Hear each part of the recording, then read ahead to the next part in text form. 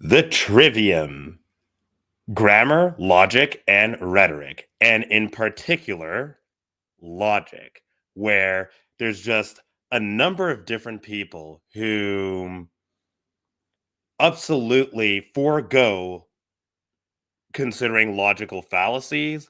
There's also a lot of feels before reals that happens where feelings are prioritized at the expense of logic. And I don't think that they are zero sum, but more and more people than I'd like seem to believe so. And also, definitely being able to interact with different ideas in a non adversarial way. Because one of the parts that I definitely do think is extremely important is being able to entertain different ideas. However, not in a manner where it is a competition. It's not a fight. Debates don't have to be fights. They don't have to be fights. I made a short on this. So, with that being said, welcome back to the It Be What It Be podcast. I mean, in this existence, it be what it be. And as you can see, you can call me Misanthroptimist Prime because a misanthrope, in fact, I had a little something over here. You know, I am part misanthrope and I am also part optimist. So, a misanthropist, right, is going to be a person who dislikes humankind and avoids human society. And there certainly is many elements about Homo sapiens that I really don't like. And that's also a reason why I'm protecting my identity to not have to worry about ad hominem attacks against me for some of the valid criticisms that I'm going to be purporting about Homo sapiens. But then at the same time, I'm also an optimist. And what you'll get from that in terms of a Google definition is a person who tends to be hopeful and confident about the future or success of something. So I do think that there's many parts about human beings that really disgust me, that I think are absolutely deplorable, that are the status quo. It be what it be. It's the name of the podcast, you know? And I think that there is this essentially this kind of pull for me between trying to make the world a better place, but also trying to deal with the world the way that it is and getting better at handling the world the way that it is, trying to make improvements to the human species through suggestions and opinions, but also trying to navigate and survive the human species based off of what it actually is. So I definitely do want to be able to make a positive difference, and I do want to be able to leave the world a better place than I found it coming into it. I mean, I certainly, and everybody else that's alive right now, has benefited from the Homo sapien that came before us. I mean, for us to be able to have access to technology like a computer, a phone, you know, iPhone 16 Pro Max, for example, these microphones, tablets, I have an iPad, having access to cars, having access to washing machines, having access to air conditioners and heaters, temperature control that kings and queens didn't even have access to back in the day, being able to have access to buildings and a supply chain system that makes it so that we don't have to go and find our own food. It's already established in the supply chain. We can pick it up from a grocery store, access to planes and all of this transportation, so on, so forth, etc. ABC, XYZ, what have you, and whatnot. Think that you get the idea. And so I definitely do think that there's a lot of improvements that we've been able to benefit from. But then at the same time, there's some dynamics that are probably never going to change in my lifeline. Like, for example, indentured servitude. Let's just say, in terms of America, would have happened in the 1600s. Let me even see.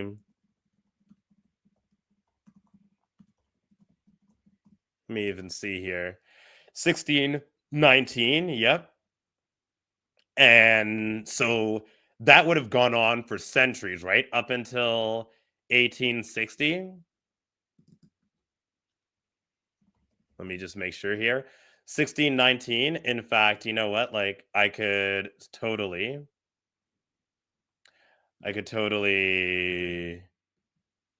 share this on the screen as well. Of course, I making slight errors, but here we are. Okay, yes. Right. And so you're going to see that right over here. You know, that slavery would have started in America. And that's just even America. I mean, slavery really was part of the human condition from way before then. It's definitely not necessarily just based off of British people as well, because Africans put did indentured servitude to other Africans as well. But let's just take this example, and then when did it end, right? you know, 400 years, they say, but nonetheless, let's say when did it end? In 1865. So let's just take that time period 1619, 1865. So 246 years. Let's just even say 250 years, 250, just to make it a rounder number. Let's just say that, you know, so there would have been this particular modus operandi and status quo that was in place well beyond people's lifetimes, you know. So there's going to be some of what it is that I'm talking about here that just and some of what it is that I don't like about Homo sapiens, frankly, that's just not going to change within our lifetimes. There's also going to be a number of different people who've tried to make some of these changes. I mean, women's suffrage. There are some women that were jailed because of some of the changes that they wanted to make. You know, there was I'll even try to see.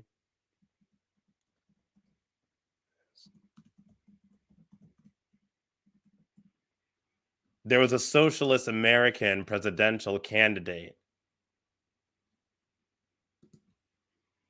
That was Yeah, okay, so I think, yeah, Eugene V. Debs. Yes, I believe that is yes, found him. So, you'll see here, this person, he went to jail, you know, in the United States. At the time of his arrest for mail obstruction, Debs was not yet a socialist. While serving a 6-month term in jail, right?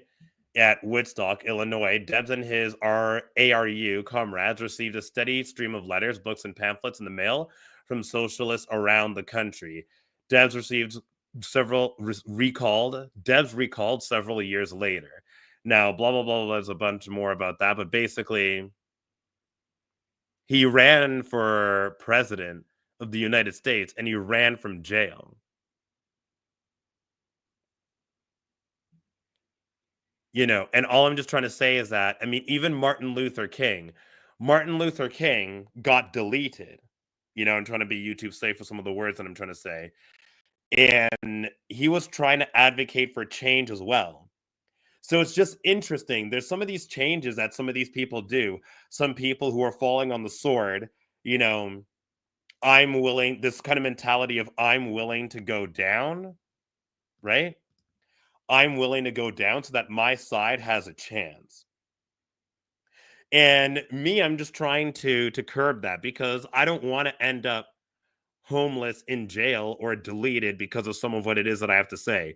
There's literally laws in the United Kingdom that are preventing people from making particular comments or criticisms lest they go to prison. And similarly in China, for example, there isn't really free speech there.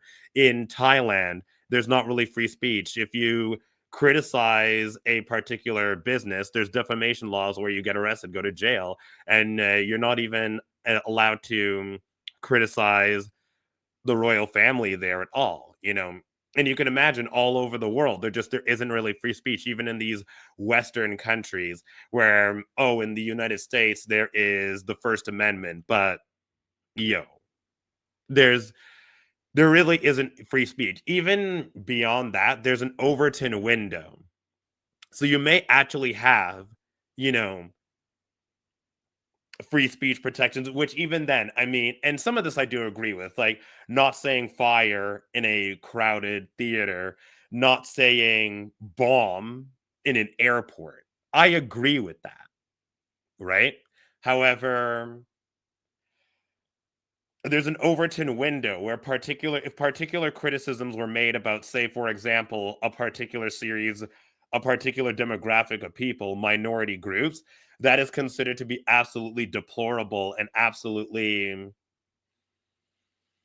demonic, you know, among other factors. So there isn't really truly free speech. And so this is where that reinforces a lot of why I definitely do want to hide my identity. Because, like I said, I mean, I just don't want to end up homeless because of being socially sanctioned, which can really work. And then all of a sudden, I'm not really able to get a job where this affects my employment prospects in jail or even unalived or deleted because someone's so pissed at what it is that I said that they want to take it out on me. You know, that I get swatted, that I get doxxed among other aspects.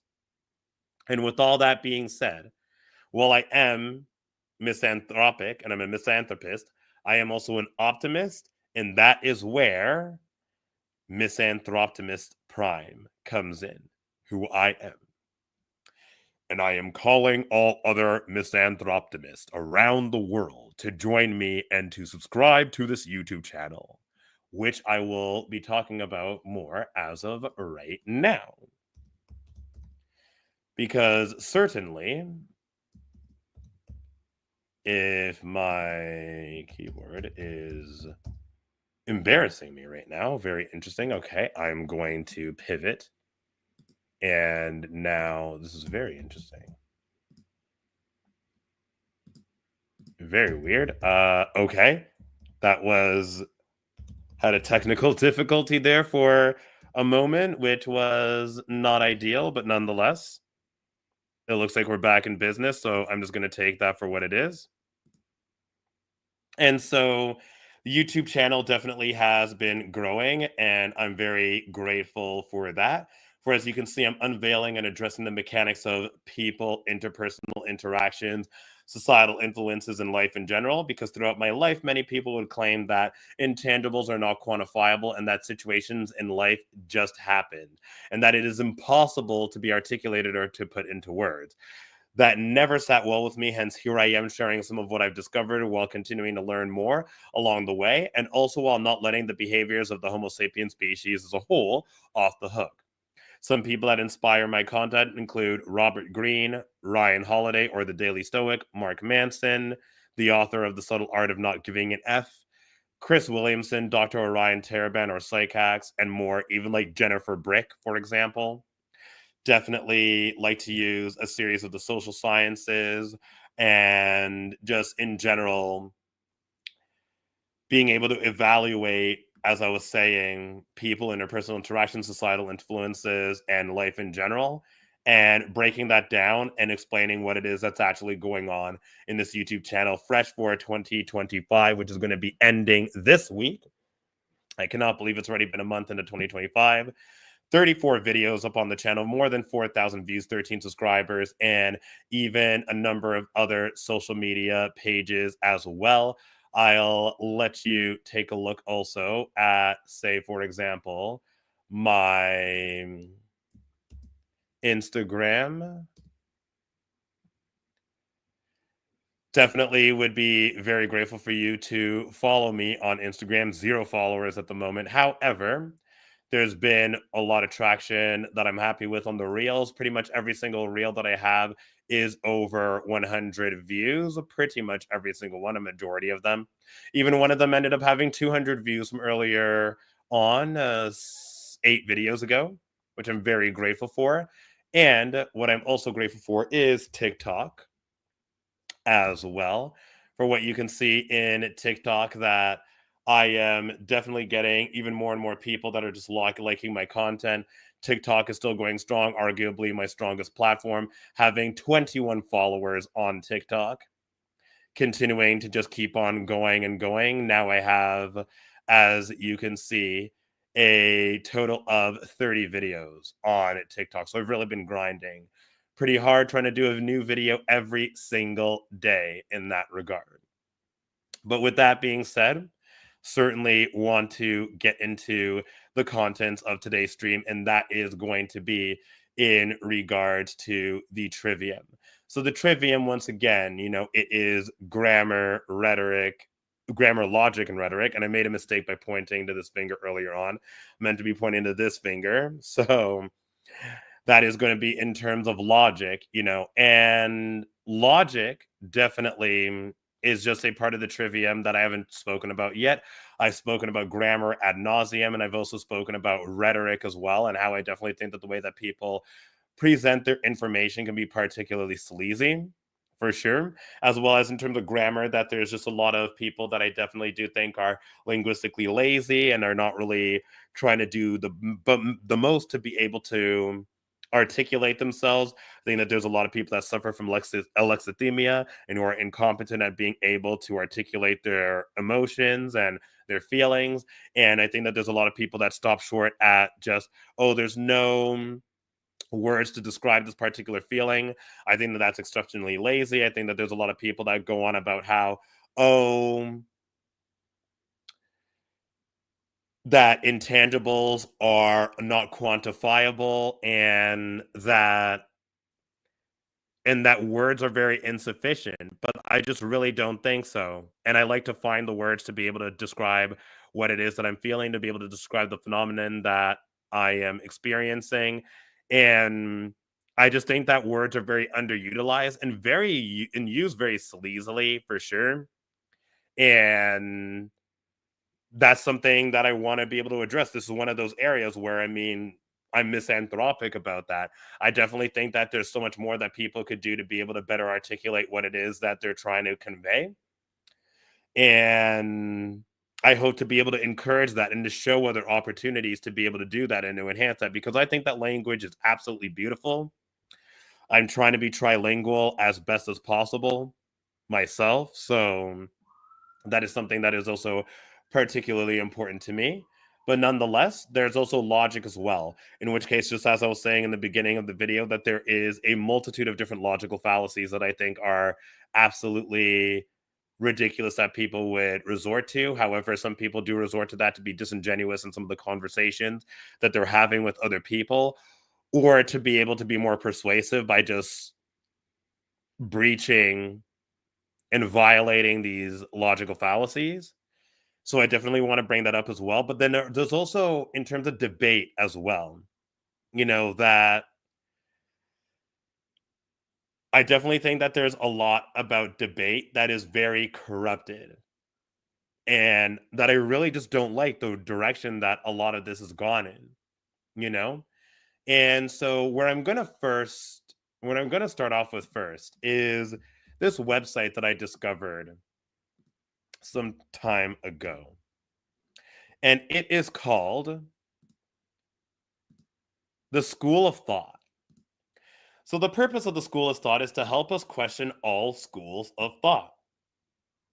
Now, this is a project that has been abandoned to my knowing, but I definitely think that it's a project that's really well worth it. And I think that there's a lot to this that I really like the idea of.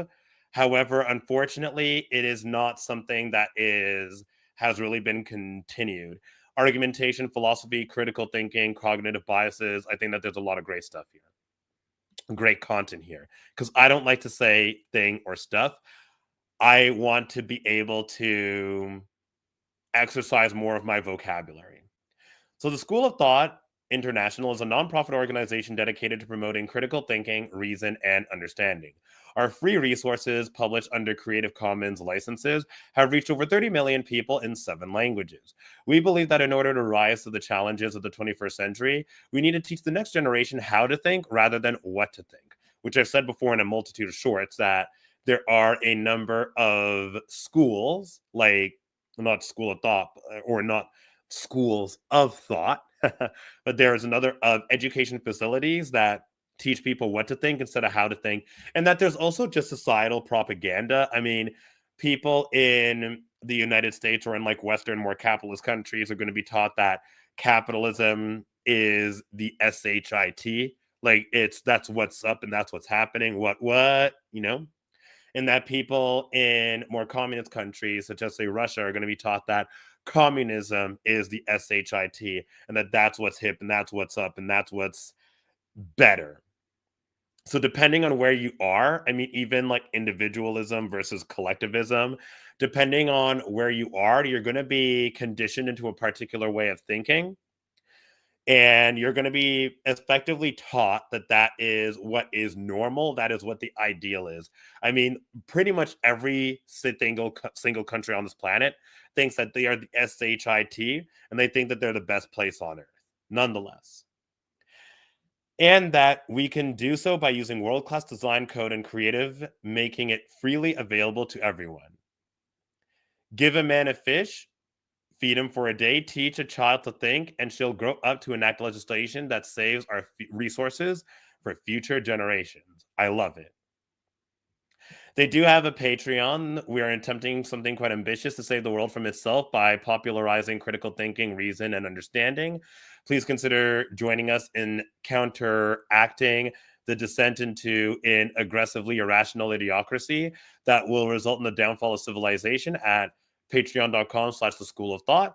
All backers will get immediate access to all of our downloadable resources as well as some exclusive content, with enormous thanks to Stephen Fry for providing the voiceover for the below video. And I think it's really great, you know, thou shalt not commit logical fallacies. I'll get into that later on. But I don't think that their Patreon is still active. I mean, look, let's take a quick see. Let's take a quick look see here. So that's opening up in another tab. And so it does look like it is still active, but let's see here. I'll show you what it is that I'm looking at. I'm going to show you all what this is. So creating free critical thinking resources, you know, and they do have some tiers, you know, and as they're saying, the wisdom economy, this is the last post that they made would have been as of May 30th, 2024. From there, then, you know, there's been a gap from November to May. So it's been 6 months. And then even from there, then there's been some inconsistencies. So, you know, you can imagine there's been a number of gaps. They haven't been very consistent with this. And I can imagine, you know, people are working free full time among other factors, you know, so whatever. But all that being said, you know,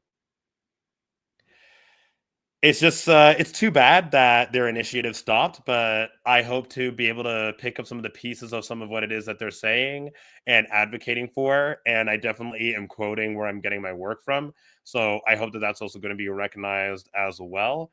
And I just wanted to make a quick look see at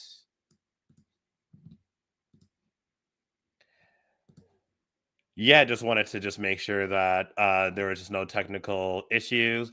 So thou shalt not commit logical fallacies, and they have a number of different logical fallacies out there. Education is not the learning of facts, but the training of the mind to think. Albert Einstein. I think that that's very wise. There's also, of course, your biases, and so that's something that I definitely want to get into as well. You know, and so there are going to be your fallacies versus your biases, and the biases I'm going to be getting into way later on, and there's just so much more over here. I think that it's an incredibly great project. They have their executive board and what have you. So definitely think that you ought to give it a look. They have, yes, absolutely, even just some posters and some other digital content as well, you know, and there's a lot that I think is extremely great over here. Very amazing. We need to teach kids how rather than what to think. Margaret Mead. Excellent. Perfect. So great. Now, One of the videos that I definitely wanted to play over here would have been this one, sure. And so let's see what it is that we have here. We're attempting something quite ambitious. To save the world from itself by popularizing critical thinking, reason, and understanding. So far, the School of Thought's free Creative Commons resources have reached over 30 million people worldwide. So while this goal may be ambitious, it isn't entirely unrealistic. In fact, it's amazing what you can achieve if you dream big. Celebrities might even agree to do the voiceover for your video. The big idea was to use high-quality design. I mean, there definitely is AI now that's capable of doing voiceovers for videos, but nonetheless. Creative, and code to make critical thinking resources freely available for everyone under Creative Commons licenses. You can find out more at schoolofthought.org. So yeah, I think that there's definitely a lot of great content over here, and I am definitely very interested and inspired by this. And so I definitely hope to be able to carry the torch of some of what it is that they are trying to do. Now, there's definitely a lot of philosophy that is involved with this as well. As you could see, that philosophy is certainly one of the elements over here.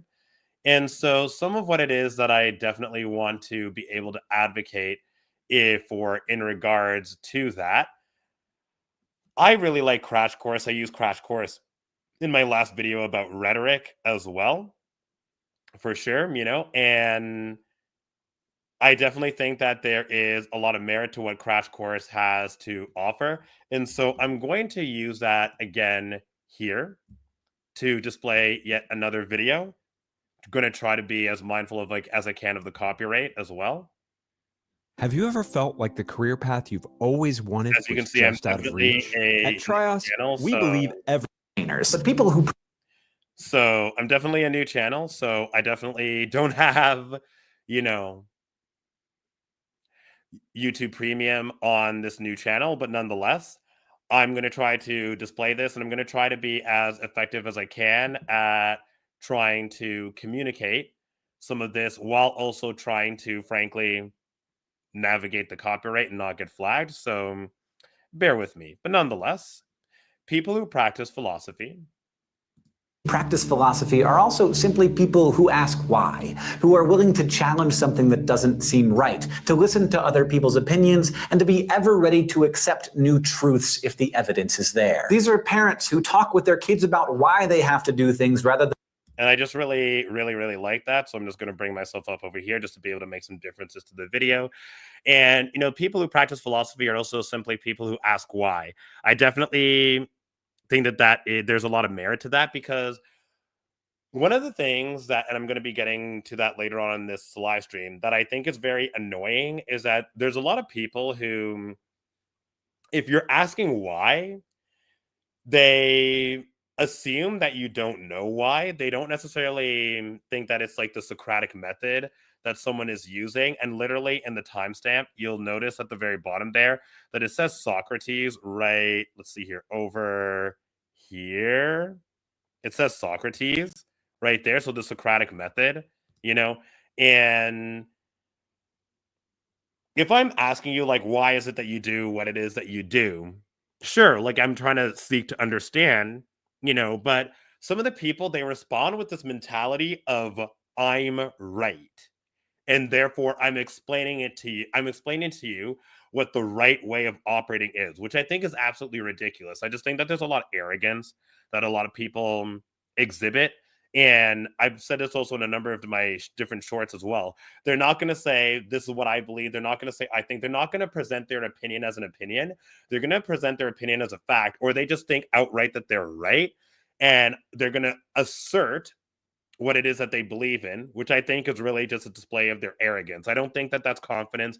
I think that that is over virtuous. And that's what I would have had in my last live stream on rhetoric in episode tree, that it is Aristotle and the virtue theory, and that there is, I think it's over virtuous for them to declare and assert what it is that they believe in, their opinion as a fact. But nonetheless, so then they're going to end up thinking less of you intellectually, that you're like missing information or that you don't get what's going on, when I absolutely disagree with that. But nonetheless, people who are willing to challenge something that doesn't seem right, to listen to other people's opinions, and to be ever ready to accept new truths if the evidence is there.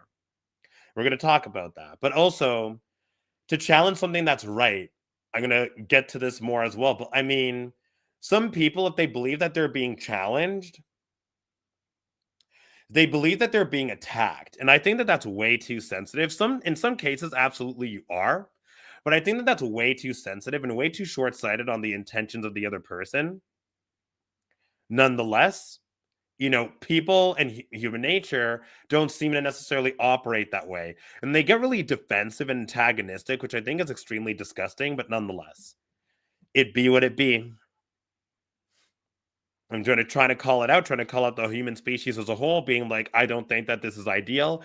Nonetheless, it also would be what it be. So I'm also trying to raise awareness of it so that people can be more mindful of it, so that they can be able to make decisions that will not result in needless suffering, and you're going to be more capable of deciding whether or not it's worth it for you to swim upstream against either the cultural current or against the current of human nature in order to achieve a particular goal.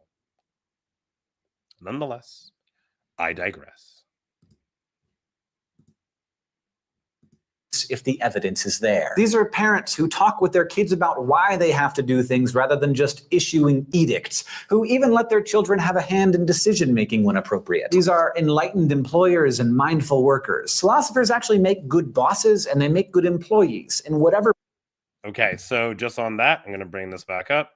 And so, I also just think that what they're saying about like parents, it's like some parents are like, do it because I said so. And that never really sat well with me. It's like, why should I just listen to you and just do what it is that you tell me to do? I have my own mind as well. And if you're telling me to do something, I think that it's stupid, if I think that it's asinine, I'm not going to do it necessarily. But then there's a power dynamic that's at play. My house, my rules, do it because I said so. If you don't do it, then I'm going to confiscate or ground you, or you do A, B, C, X, Y, Z, even frankly, like hit you, to discipline you, which I think is absolutely awful parenting. There's going to be some people that have this absolutely, I definitely do believe it to be absolutely abysmal logic and an abysmal belief system, an asinine belief system of, if you're not a parent, then you don't understand. It's impossible for you to understand. And they're going to dismiss you based off of you not being a parent. I think that that's absolutely ridiculous and incredibly stupid. I mean, some people sell their children to other people. I mean, you can look at the data. You have 5, among other factors. Like, there's just so many different ways that people treat their kids, even just hitting your kid. As far as I'm concerned, if you're going to hit your kid, you better be prepared to get hit back by your kid in 30 years. As far as I'm concerned. But nonetheless, I digress. Like, it's just to go and say, there's just so much about just that parenting, that, okay, we're going to tell you why it is that we're doing what it is that we're doing. We're going to be open to including you in some of the decision making, and we're going to be open and receptive to what it is that the kid would want and what the kid has to say as well. Even your bosses as well, like there's some of these bosses who, they're so ignorant to the suggestions of their employees. I mean, it's one thing, it's one factor, excuse me, to address how, frankly, bosses and employers, they don't want an employee that's going to challenge their modus operandi and the way that they do their business. And they're basically looking for people to do as they're told, and they don't really care about individualism at all. Most of them don't.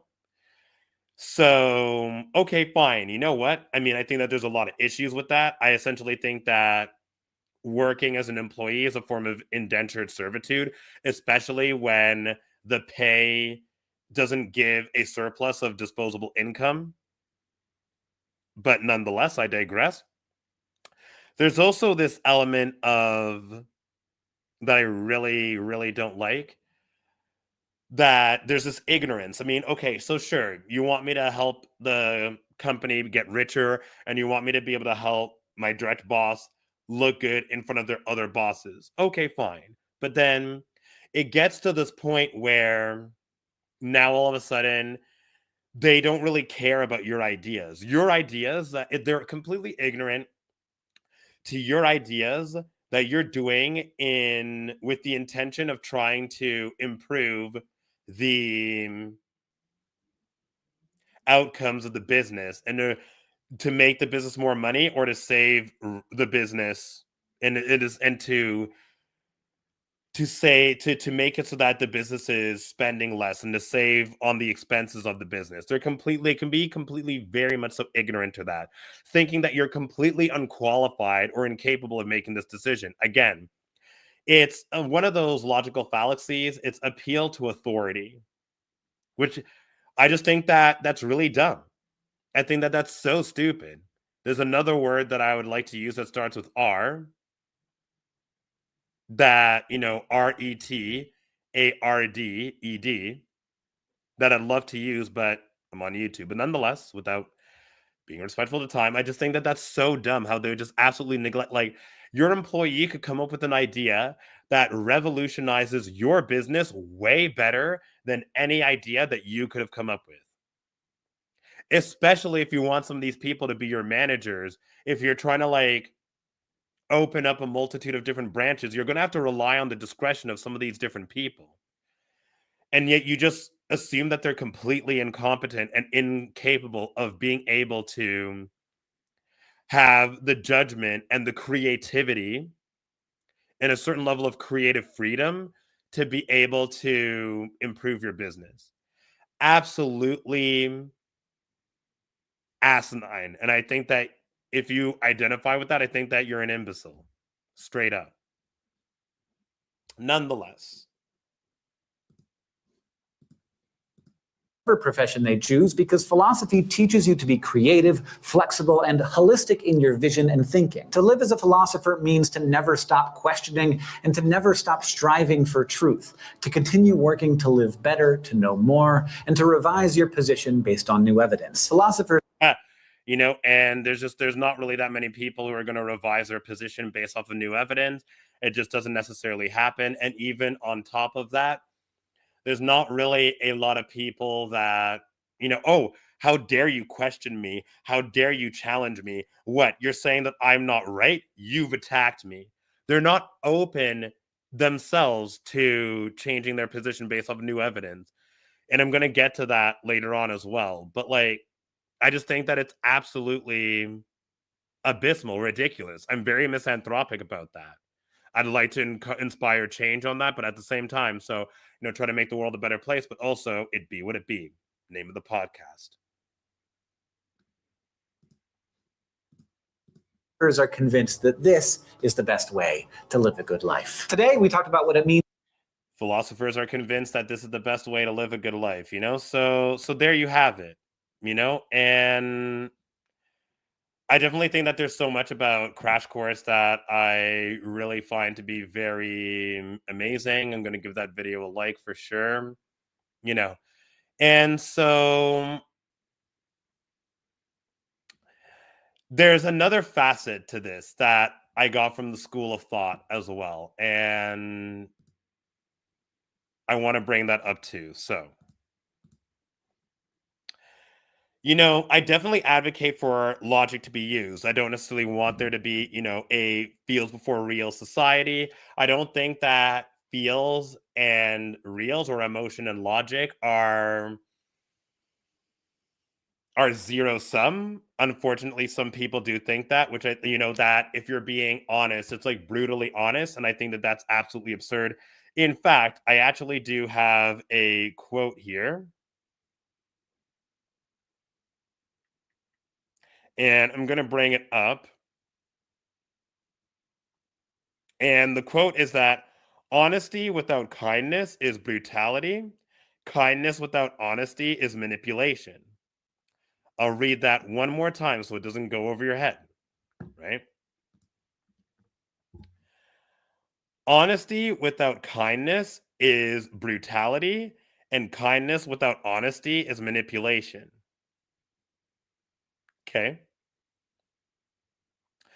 So it's possible to be honest without being kind, and it's possible to be kind without being honest, just to manipulate someone, tell them what it is that they want to hear, versus being honest and just trying to disguise disrespect through honesty. So definitely, I do think feelings matter. I absolutely do think feelings matter for sure.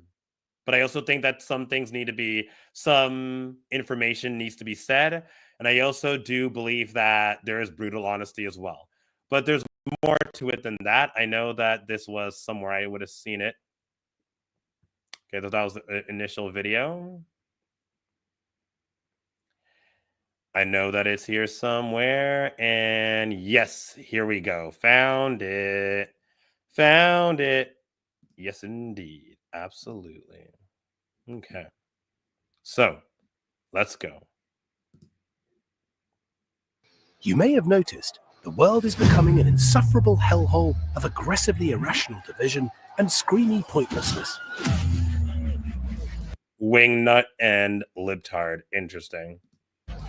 Wouldn't it be nice if we could agree to have something like a civil conversation instead?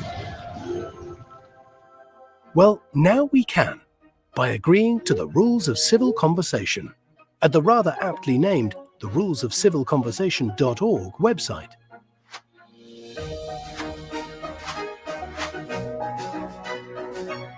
For example, if a conversation has become heated and personal, you can ask people to agree to the rules of civil conversation before commenting further.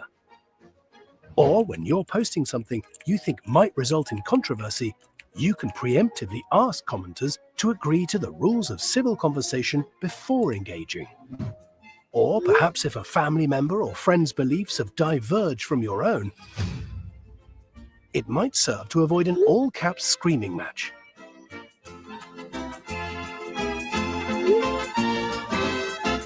These rules help reframe the conversation so that instead of attacking each other, we're working together toward a shared understanding. We don't always have to agree, but it is important that we listen to each other in good faith. And perhaps, in time, we might even be able to change some minds.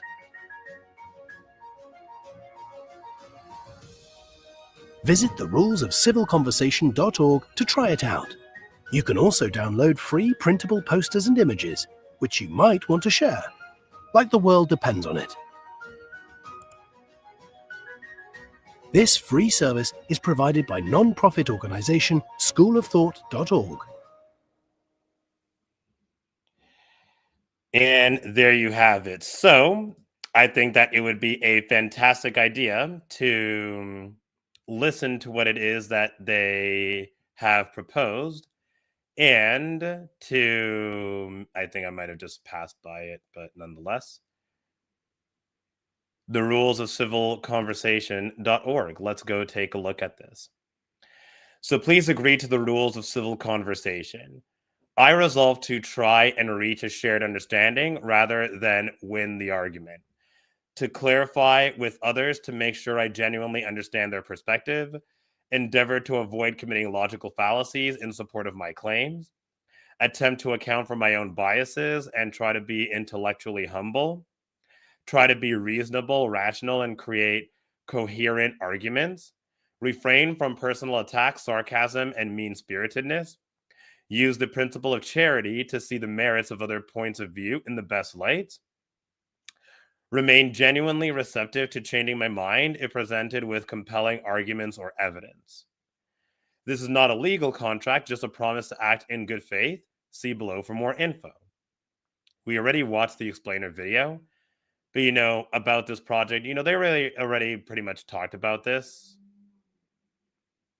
You can even get printouts of this as well. I think that there's a lot that, logical fallacies, wall posters, cognitive biases, wall posters. I think that there's absolutely a lot of great content over here. School of thought, critical thinking, card decks. I think that there's a lot of great stuff here. Creative thinking wall poster. Absolutely think that this is amazing. The best free EDU things on the internet, free learning list wall poster. Creative thinking card decks.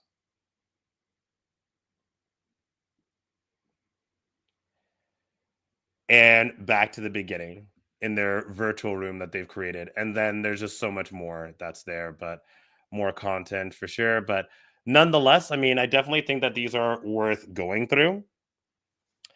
Try and reach a shared understanding rather than win the argument, and there's going to be with a lot of this, especially with being logical, there's going to be a lot of trust that is going to be necessary to establish with the other people that you are interacting with and you are trying to debate with. Because again, I would say that there's debating and that there is an argument. In fact, I'll demonstrate that with Google. So, right?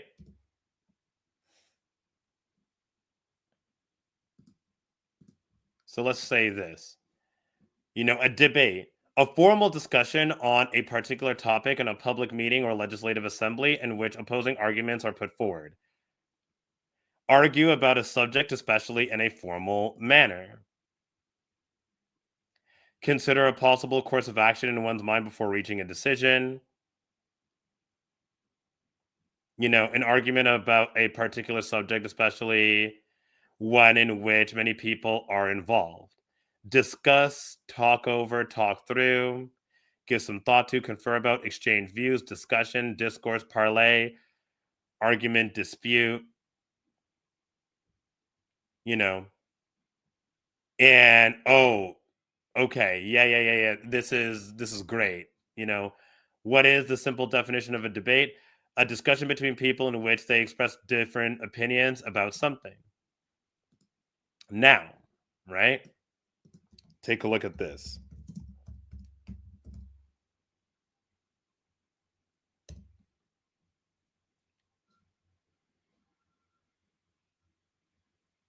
So, share this tab as well. And to argue, give reasons or cite evidence in support of an idea, action, or theory, typically with the aim of persuading others to share one's views, but also exchange or express diverging or opposing views, typically in a heated or angry way. Persuade someone to do or not to do something by giving reasons. So there's arguments that are presented in a debate, but what I'm trying to get at is that I'm trying to draw a distinction between a debate and arguing. Right? What does it mean when someone is arguing? Now, they even say there's a difference between a fight and an argument, which I think is very interesting here, because to be admittedly, they're talking about how arguing is how two individuals who disagree honestly and respectfully work together to communicate and come to a solution. Arguing feels like a conversation, albeit perhaps a more involved one. It sounds like a compromise. It feels safe. Neither party is catering to defeat their partner. However, I like to just go back here. What is the difference between arguing and a debate? However, the key difference lies in the level of formality and the tone of communication. Arguing is forceful and confrontational, while debating is more structured and aims to reach a conclusion. And even just over here, there's a difference between a fight and an argument. So let's see what we have here. It is through arguments and the compromises made through them that we grow in ourselves and our relationships with family, friends, and significant others. I'll say colleagues as well, because I do believe that there are 4 different pillars of interpersonal interaction. your colleagues, your significant others, or the people that you're dating, your family members, and your friends. Argue, not fight. The best relationships, I believe, are rooted in the ability of both people to disagree without aggression or hostility. At the end of the day, we're all trying our best to love the people who are most important to us. So yeah, I mean, I think that there's just a lot of interesting parts there, but that's the part that I'm just trying to say, debates don't have to be fights. That's what it is that I'm just trying to get at, essentially, with all of that. So definitely there's going to be some level of making sure that the other person is someone that you are trusting, someone else that is not trying to compete with you, because there is the conflict resolution matrix, and how it says, we talked earlier about the intention stage of conflict when we discussed how conflict develops. The intention stage discusses how each player in the conflict interprets the statements and actions of the other conflict participant, and then the reaction that they give. The reaction that they give. Those reactions are the basis for conflict management. Whether you're managing the conflict of two subordinates or embroiled in the midst of your own conflict, you make a choice on how the conflict should be managed by weighing the importance of the goal against the importance of the relationships in questions. So when the importance of the relationship is low and the importance of the goal is low, you're avoiding one or both parties seek to suppress the conflict. When the importance of the relationship is high, but the importance of the achieving the goal is low, then you're accommodating. One party yields the win to the other party. When the importance of achieving the goal is high, but the importance of the relationship is low, one party seeks to satisfy interests regardless of the impact of the other party. When the importance of the relationship and the importance of the achieving the goal is high, collaborating, and both parties are trying to win.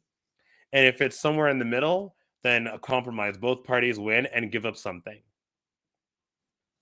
That all being said, all I'm just trying to say is that if you're trying to collaborate with someone who's competing, the competitor wins and the collaborator loses.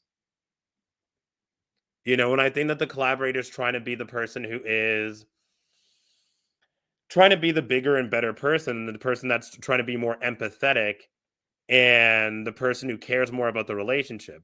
I'll read it one more time. When competing, one party seeks to satisfy interests regardless of impact to the other party. You're literally trying to win at whatever cost, regardless of what that may do to the quality of the relationship or what that might do to the other party. I think that that's really disgusting. I do think that in some cases it's necessary. I do think that people ought to be capable of fighting, that you'd rather have the warrior in the garden than the gardener in the war. I definitely do think that people ought to be capable of fighting, but at the end of the day, interacting with logic and debating, as far as I'm concerned, was never meant to fight. While I advocate for a more logical rather than irrational society and species, my value in logic was never meant to fight, and these conversations were never meant to be antagonistic competitions. Never. But I don't know how futile all of this is. I used to believe in the ability for a conversation to be productive, and that conventional wisdom as I was growing up was to talk if you had a problem with someone else. I still do believe that to be the case, but I eventually realized that talking can be futile because it depends on the cooperative principle. Therefore, if someone doesn't want to cooperate in good faith, then the conversation is over before it even started. You know, and it's insane to me the amount of trust one must have it's insane to me the amount of trust one must have in another person to have a conversation. And as I was saying, everyone thinks they're right too, which doesn't help. Now, with all of that being said, that takes us back to the rules of civil conversations. You really need to trust somebody else to actually adhere to the rules of civil conversation. You really do. To clarify with others to make sure I genuinely understand their perspective and that they're going to do that to you, to endeavor to avoid committing logical fallacies in support of my claims, attempting to account for my own biases and try to be intellectually humble, to try to be reasonable, rational, and create coherent arguments, refrain from personal attacks, sarcasm, and mean-spiritedness, use the principle of charity to see the merits of other points of view in the best light, and to remain genuinely receptive to changing my mind if presented with compelling evidence, which people are not necessarily willing to do, right?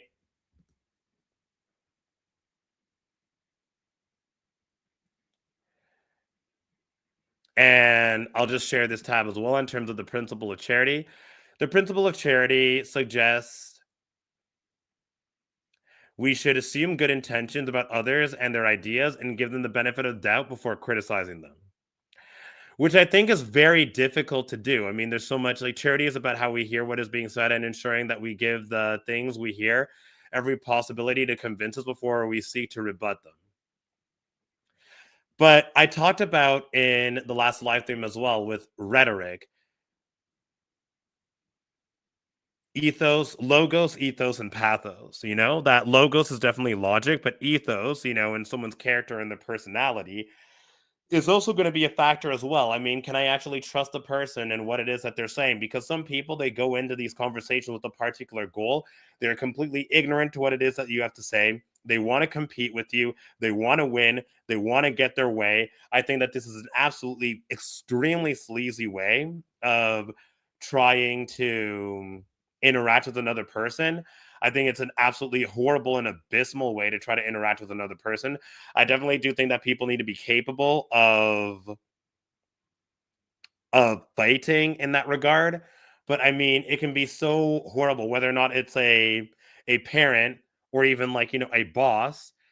At the end of the day, if someone's gonna be like that, I literally would actually go back to the conclusion of I'd rather just you say that you want me to do whatever it is that you told me to do because you told me to do it. Because if you're going to be disingenuous and you're going to try to feign that this is the best and logical way to go about what it is that you want to do, if you're going to feign that this is the best and logical way to go about what it is that one is trying to do or accomplish, and you're absolutely ignorant to what it is that someone else has to say, I'd rather just you say that I want you to do it because I told you to do it. Because in those cases, your parent, particularly if you're a child or like you're living at home and your household is in your parents' name, among other factors, your parents, your boss, they have disproportionate power in the situation. And the fact that there's a number of people who just don't even, it seems like they can't even fathom that somebody would have a toxic relationship with their parents because their parents are just too bullish in that manner. And my house, my rules, my way or the highway. And toxic bosses are going to be like that as well. They're not going to be philosophically open as explained in the Crash Course Philosophy video. you know I also think that there's some biases that some of these people have. They're living with their parents and they say that, oh, I can do whatever it is that I want while I'm under my parents' roof, which I think is a complete lie. I don't care what anyone says. If you are sharing space with another person, whether it be your significant other or your parents, whatever, I don't care what you say. I don't believe that you can do whatever you want. But nonetheless, I digress. So we're just in this situation where I also think that some of these people that they're threatened, that you're presenting a different idea, they're threatened by the existence of your different idea. You're living alone. You think that that's a really great accomplishment. And some people are going to try to downplay that to make it seem that it's not a great accomplishment. And they're threatened by you living on your own, that they don't want to give that any praise. And they're going to try to diminish what it is that you've worked so hard to do in order to minimize your accomplishment and not make you seem as though what it is that you've done is that great relative to their own situation. Very disingenuous, antagonistic people, very sleazy people interacting with you in such an adversarial and competitive way. I effing hate this.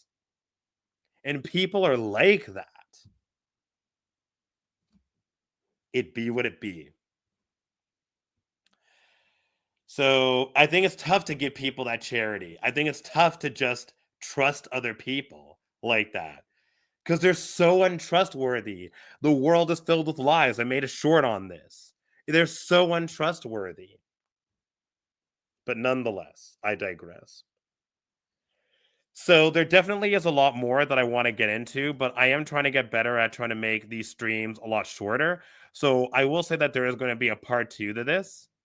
But nonetheless, I thank you for your time and checking this out. I certainly am going to be getting more into the cooperative principle and how everybody thinks that they're right. But I think that the School of Thought has a lot of great content, and I'm going to be using it as a template for a lot more of what it is that I want to talk about in the future. And that's going to be the template for the future direction of this channel, talking about logical fallacies and cognitive biases as well. But nonetheless, thank you once again for joining me here today on the It Be What It Be podcast. My name is Misanthroptimus Prime. And at the end of the day, I encourage you to follow me or subscribe to the channel on a number of different socials. Keep an eye out for some of the different shorts. I'm making an attempt to post every single day. And I think that I'm going to be making another live stream relatively soon as well, if not at maximum 1 week from now. Nonetheless, thank you very much for your attention, and I wish you all the best.